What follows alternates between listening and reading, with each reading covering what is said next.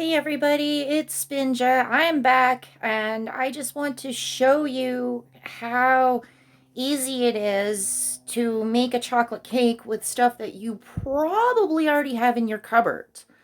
Um, this recipe that I'm using is it's a family favorite. They refer to it as Aunt Lizzie's chocolate cake.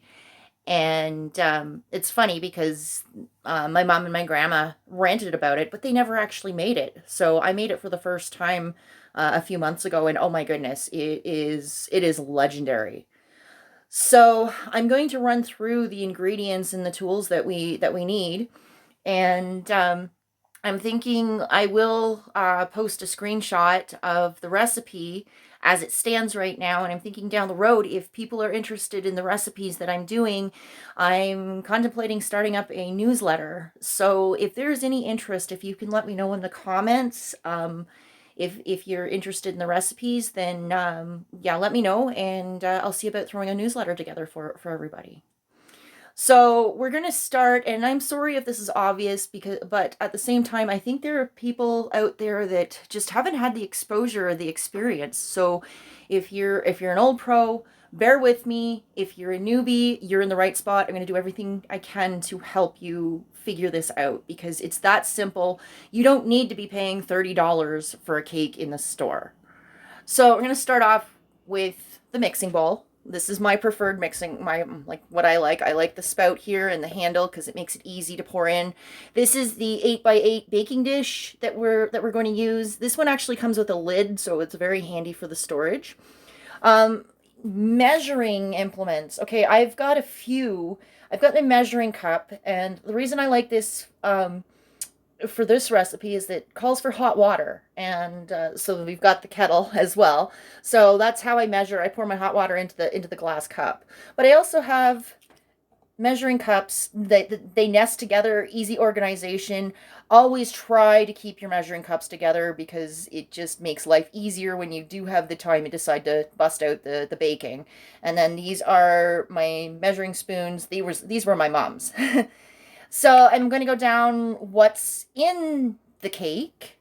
Um, so we have a cup of white sugar. We have one egg, half a cup of milk, half a cup of cocoa, half a cup of shortening. Now I'm going to make a note. I'm going to make a note here. There is, like, if you choose to use shortening, especially for cost wise, zero judgment. If you've been listening to me and watching, then you know I'm all about using what you have access to. But if you can change it, or if you're in a spot where you can do better, I can tell you in this recipe you can substitute the shortening for butter, which that's what I do, and it's a little pricier, but I feel in the end it's healthier. Okay, so then we have flour, and again, excuse the appearance of the flour container because I'm pretty sure this container is older than I am.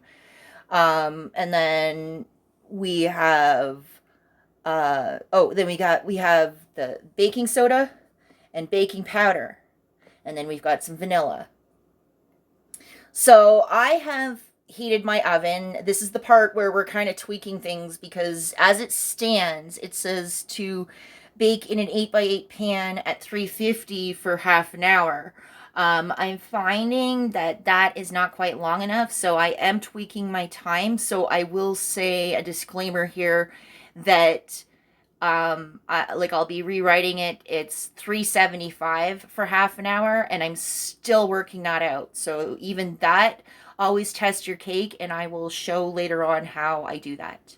So I'm going to put it together, and I'm going to show you how I mix it, and I'll come back in a minute. And we're back, and you'll probably hear Dawn in the background because it's business time today. So, back to business of baking the cake. This is, I think I've mentioned my whisk. This is my favorite whisk. So, at the point now, I've mixed everything, added the hot water and whatnot. I'm going to be fully honest here. I did not grease my pan. Reason being, there is plenty of butter in this recipe that I've never had to grease it. So I'm just going to tell you, it's up to you. If you want to grease your pan, that's fine. I don't, and I don't have any problems. So I'm just going to, now I'm going to pour the cake mix in.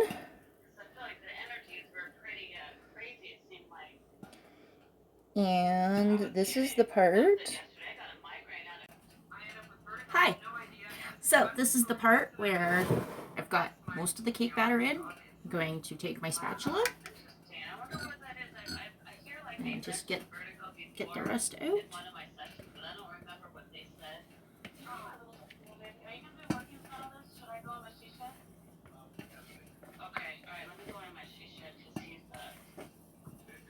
Okay, there's still a little bit in there. Somebody might take her spatula and clean it out later, but that's what we do off camera. So this is the part where it is ready to go in the oven.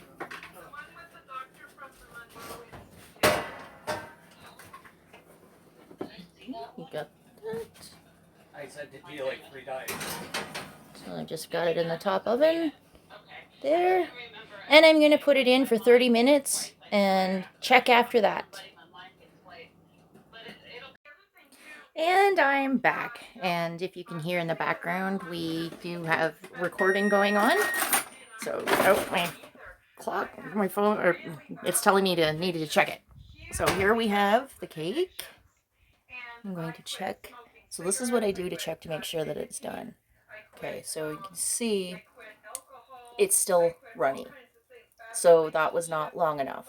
So I'm going to put it in for another 15 minutes and I'm going to come back and check. All right, cake take 2. Are we ready? So I did it for another 15 minutes and look at that. The fork is clean.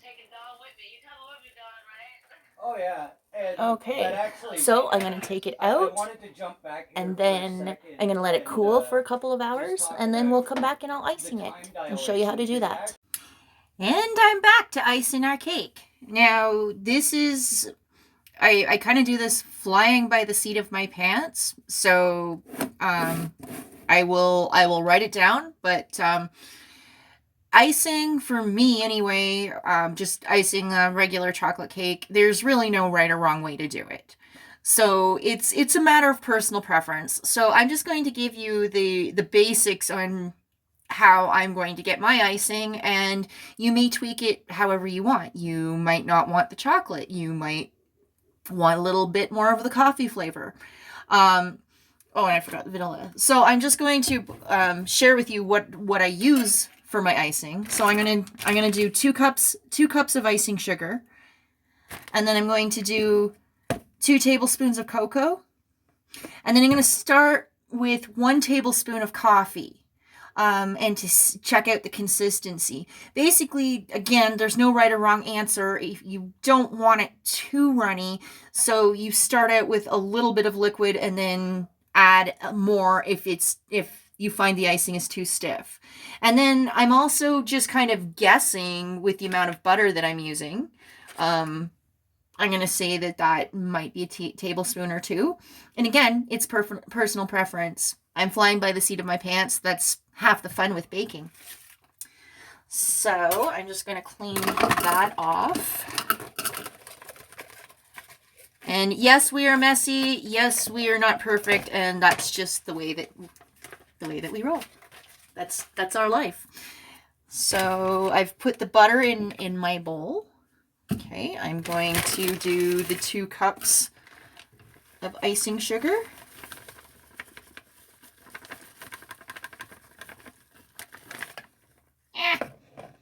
Truth be told, normally I don't even measure.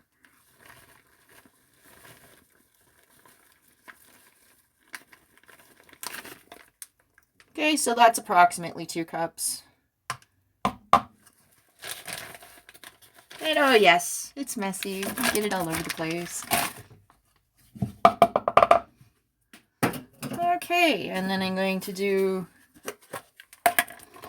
my 2 tablespoons of cocoa.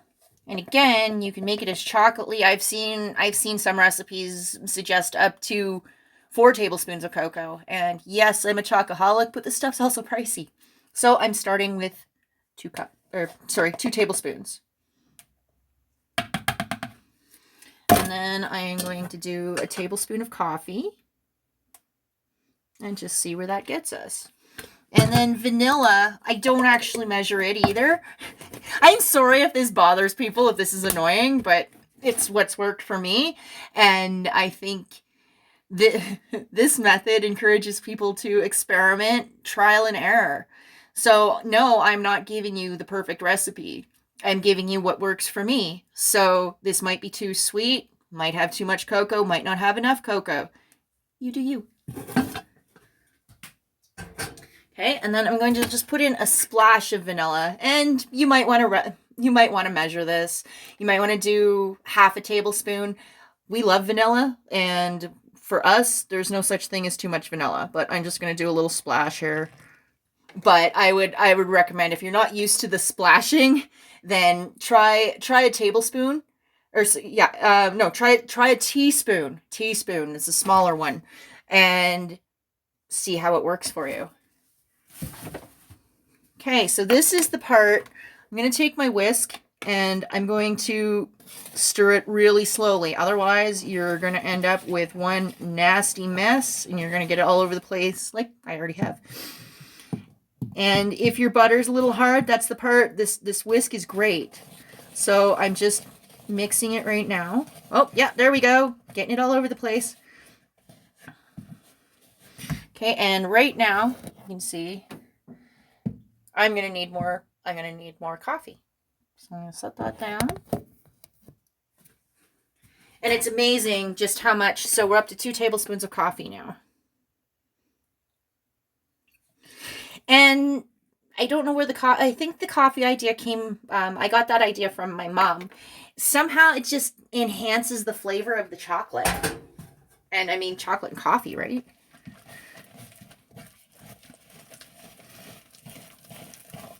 Okay, so that is a little better. I'll show you in a minute here. This is the part I'm going to take my spatula, wipe off the sides. And I'm just going to say a little side note. I am laughing at this whole thing because I never in a million years thought I would ever be doing cooking tutorials, because I'll be honest, I don't like cooking.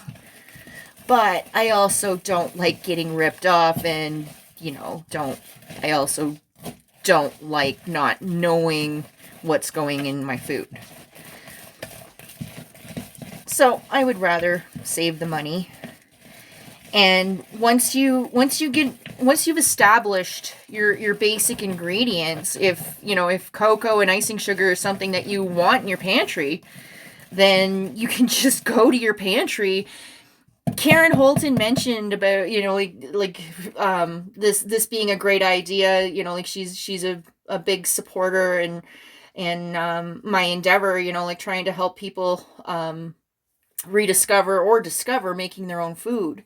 And she brought up a point, and it'll probably be mentioned many times. This is also good for being prepared, because we don't know what's happening. We know that there's some ugliness going on. And so another advantage for cooking from scratch is you have everything in your cupboard. And so, heaven forbid, if something did happen and things got ugly, there's more of a chance of you having everything that you need, but you're not doing it from a place of fear. If you have a cupboard full of baking supplies, I'd like to think that you're doing it just because you like to bake and you see the economical part of things. But as a side bonus, wait, there's more. You're more prepared. So hopefully we never have to go down that road and it doesn't get ugly. But if it does, then you're one step closer to being prepared, just by making your own food. And it really is easy. It can be time consuming, and I'm also the first one that owns and acknowledges that. There haven't been any Spinja videos lately because Spinja's been working. I've had life's just kind of thrown us some curves, And so I have found myself working 10-hour shifts. So I'm at work for at least 50 hours a week. So I do apologize for the lack of videos, because I know I've had some people reach out to me and tell me how excited they are, and I thank you for your patience. All right, so here we are. I'm going to say that's smooth enough for me. And can you see that? So, in my opinion, this gave me a great yield. So now I can cover my cake. My cake's cooled down. So that's the other thing. You want to make sure that your cake is cooled down completely, or else you're going to have runny icing and it's going to go all over the place, and it's going to be messy and glorious and wonderful. But if that's not what you're looking for, then you'll want to let it cool down. So this is the part. I'm going to clean this off. I might not be so careful with cleaning this off, because the amount of icing that I made allows for what we call in this house buffer icing. So this means that there is extra icing that if somebody wanted to lick the beater off, which is highly unhealthy, and I'm not recommending it, but that's just how we roll here. Because sometimes you just gotta give into the dark side. And so I'm just gonna set this aside for later licking. I won't do that on camera. I think everybody knows how to lick a beater off properly. So now I'm just putting this all on my cake. And again, we've got the buffer icing, because I've got 2/4ers, and so just to keep peace in the family, I'm not cleaning this out completely. Then I'm just gonna grab. There are spatulas out there. There are special cake icing tools, and if you can get them, beautiful. And I've got them around here somewhere, but things are a little chaotic, so I'm using a butter knife. I'm going to use, so you can see that there's the serrated and the non-serrated. I'm going to use the non-serrated. And so you can see I put my icing in the middle of my cake, and I'm going to work it outwards. Okay? So don't use the serrated side, the bumpy side, okay? Go from the flat side and just push the icing to the outside. And try not to scrape the cake, or you're going to end up getting crumbs. And it's not the end of the world. It's a learning curve. So if you do end up scraping the cake, oh well, you have crumbs in your icing. It all just tastes wonderful. Okay, so now I've got it spread out. So now I'm just kind of going around the perimeter.